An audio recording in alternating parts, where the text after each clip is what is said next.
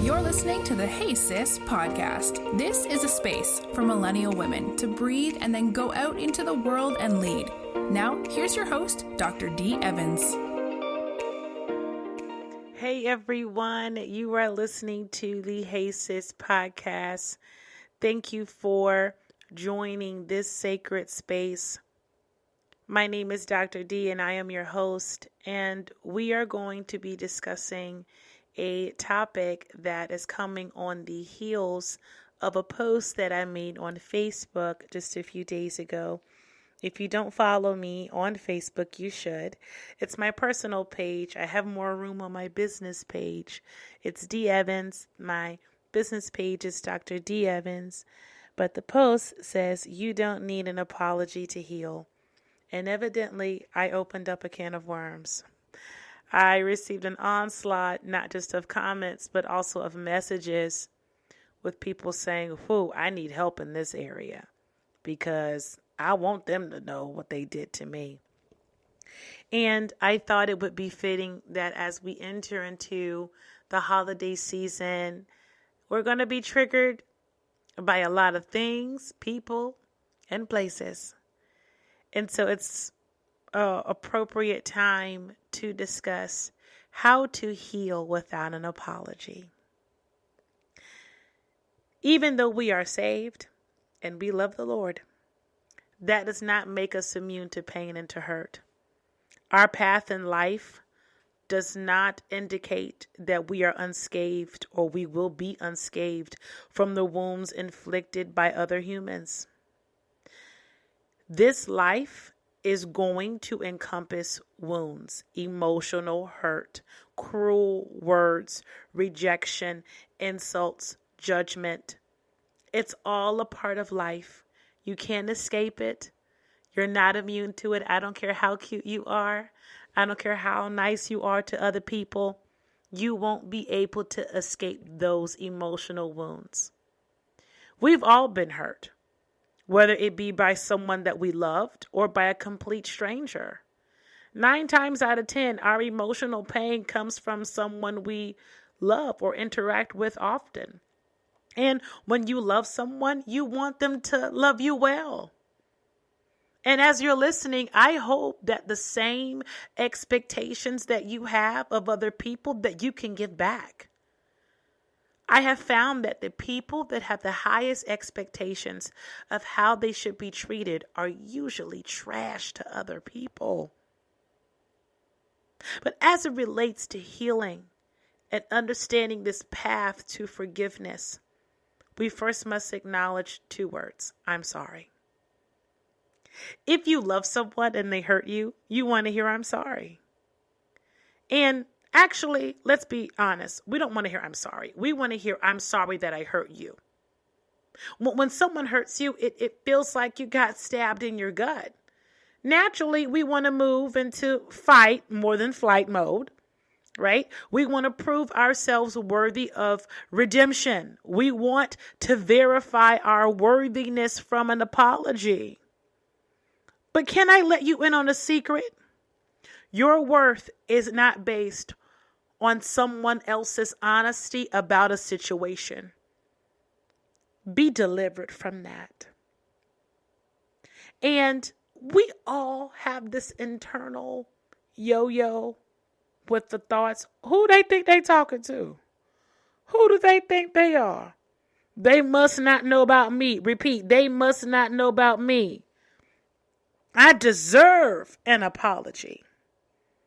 Right? I hate to be the one to break it to you, but at least I'm not in your face. So if your face toe up about this, I won't have to see it. You won't always get an apology. And that's completely okay. You can't possibly control what people do or don't do. That's up to them. When we place too high of hope or expectation on others, it just leads to more resentment and more emotional heartache. People gon' people. Yes, I said that. People gonna lie. People gonna chill. People gonna chill. They are gonna chill. People gonna cheat. People are going to be envious and jealous and say stupid stuff and break your trust and break your ability to hang out with them because they breached that trust. Listen, it's normal. But when you wait for an apology, you're allowing another person's actions or immaturity have too much control over your healing.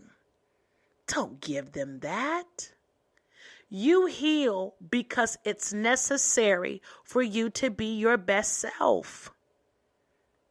When you say, I'm forgiving someone because God wants me to, but if God don't want me to forgive you, I'm not going to.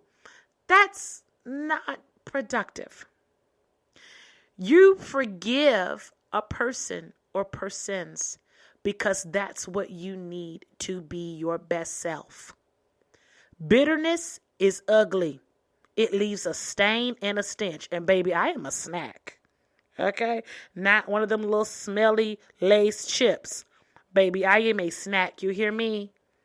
I don't have time to be looking dusty because I have allowed bitterness to dim the light that God has put on me. And sis, you don't have time to be out here looking bitter because you're waiting for somebody to realize your worth. Come on. Forgiveness requires Jesus. There are some things people have done to you that you need Jesus. Everybody at the nativity scene, the shepherds, the wise men, Gabriel, go get Elizabeth, go get John the Baptist. You need everybody. And I understand. But fundamentally, forgiveness really requires Jesus, an internal dialogue, and work. Solo work. Now, there are quite a few ways you can be mindful as you start this process of healing and forgiving internally when an apology is not present. And I would like to share with you just a few ways briefly. My first experience trying to forgive someone without an apology was extremely intense. I felt very substantiated in my reasoning for wanting an apology. I am a very confrontational person, and I don't mind letting you know what's up. And I felt like God was asking me to be less than myself. Like, this is not like me. I'm the one that will call you and let you know. And through maturity and life and grief and loss, I am perfectly okay with people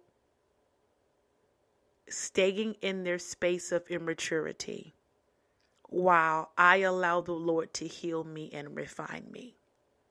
I have no control over ignorance, over another person's ignorance. That's not my job. I don't get paid to do that. And we in inflation, baby. My love does indeed cost a thing. Okay? So when you are in a place where you're like, Lord, help me forgive, I know they should give me an apology because they did this. Look at figure 1, 2, 3, 4, 5, 6, 7, 8 that I've drawn out for them. Lord, not only do I have proof, I got witnesses. They'll sign NDAs if I ask them to, Lord. If you're in that space, can I offer you just a word of advice? There's nothing wrong with feeling pain. Acknowledge your emotions. Listen, ladies, I love how we are emerging as these leaders. I mean, we are like woman king on steroids here. But underneath all that strength and woman power and Tom Ford glistening body mist and Donna Karen cashmere spray, we are fragile. And that's the beauty of femininity, to be strong yet fragile at the same time. You have to acknowledge that you were hurt.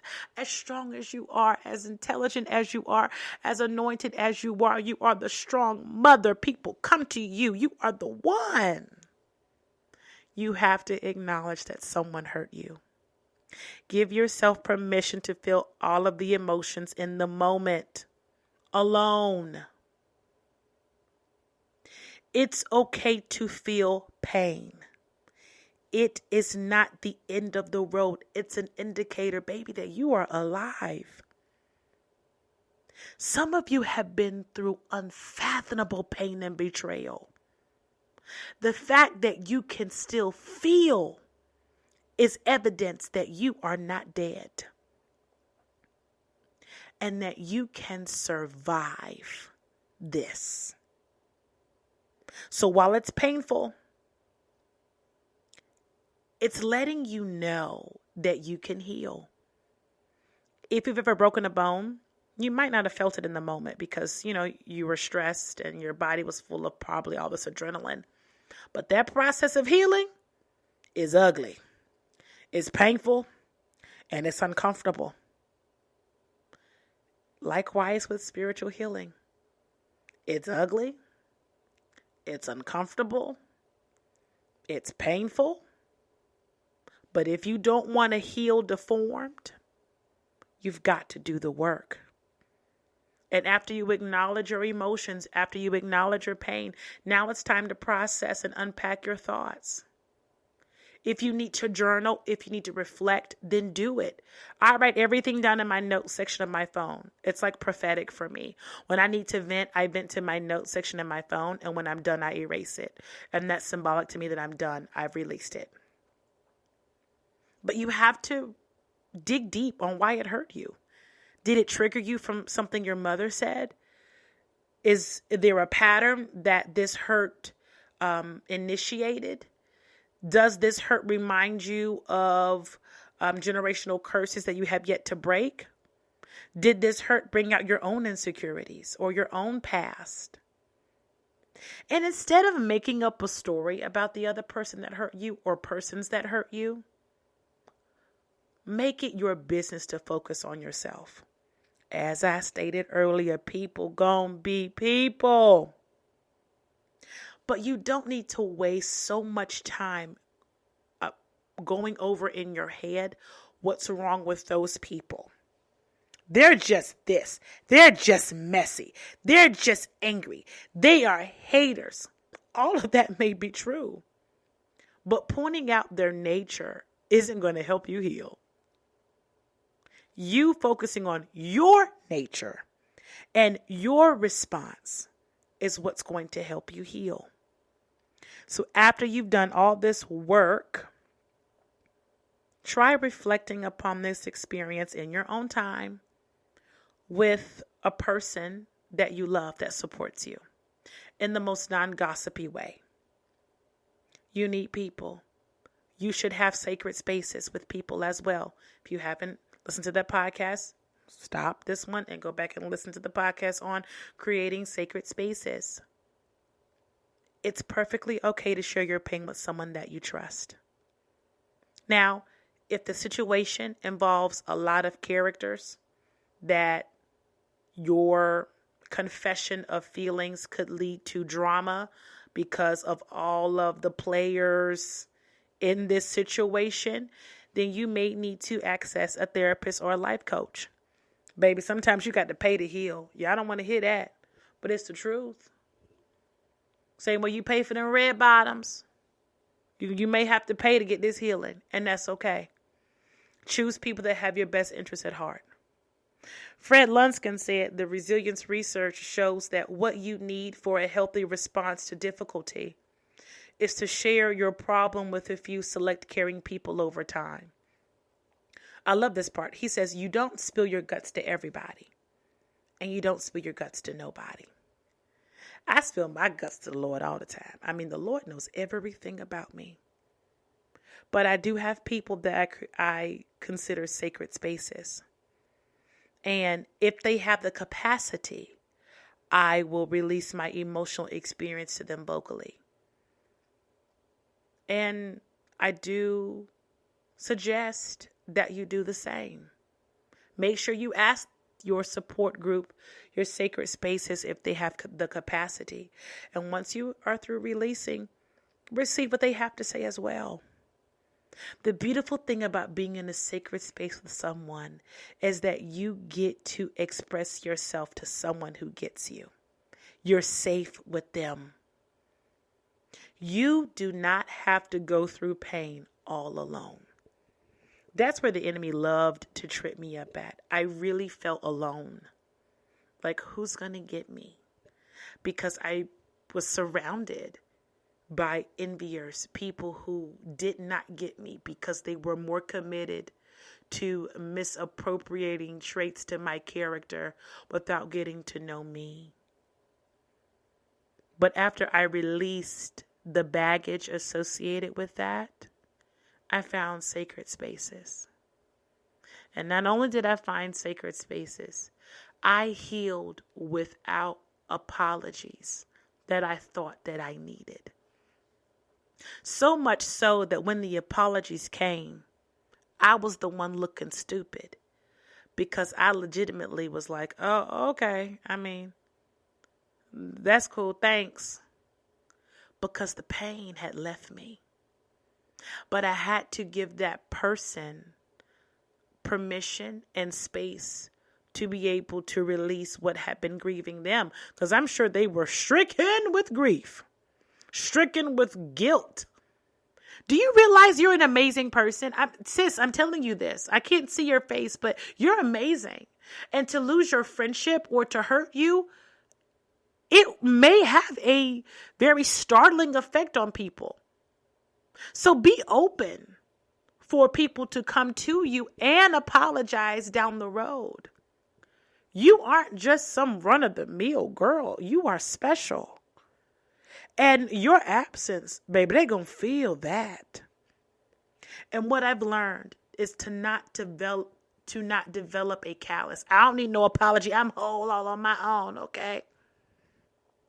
That I don't leave space for people to express their immaturity in that season, but also to express the love that they had for me, even though they didn't respond well in a situation or they didn't express it well in that moment. I know that's crazy. Like, to hear myself even say that, I'm chuckling because it's so revealing of how much I've grown, that I realized that I have allowed people to come back and apologize, and I've made peace with it. But specifically, some people that have apologized to me told me, I love you. I loved you then. The love was just weak. And I understood everything. It felt like me giving them permission to go, hey, look, I know it's been some time has passed.